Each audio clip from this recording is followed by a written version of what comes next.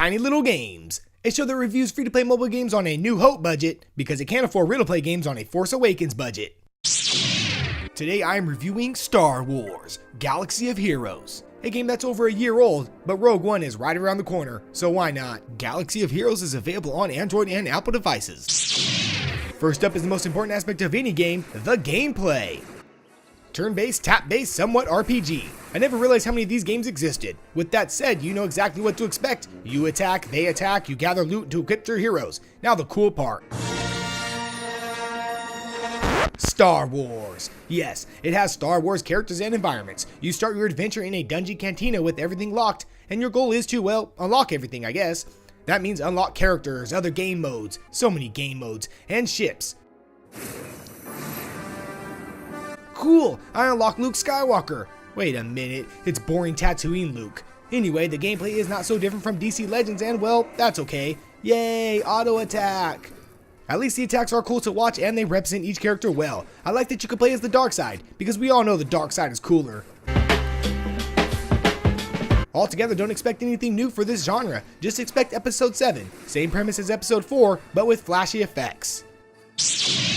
Next up, graphics. The Force is strong in these graphics. Even after a year, the graphics still hold up well. They resemble the CG animated series, just more blocky.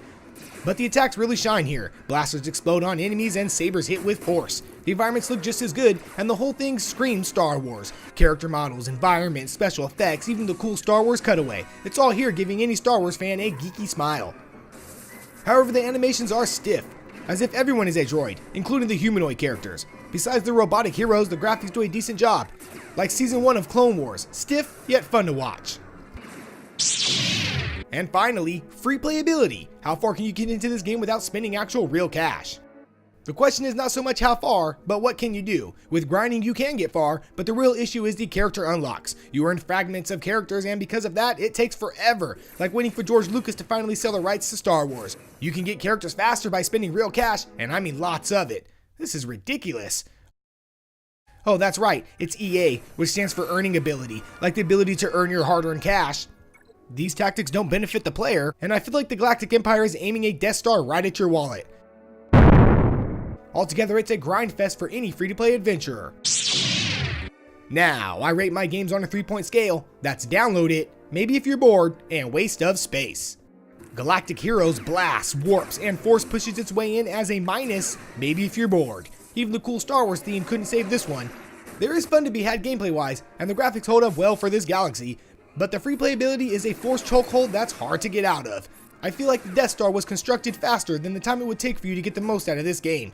With that said, it's worth a go for any Star Wars fan, but I had more fun slogging my way through the prequels, and we all know how that went. You said people gonna die?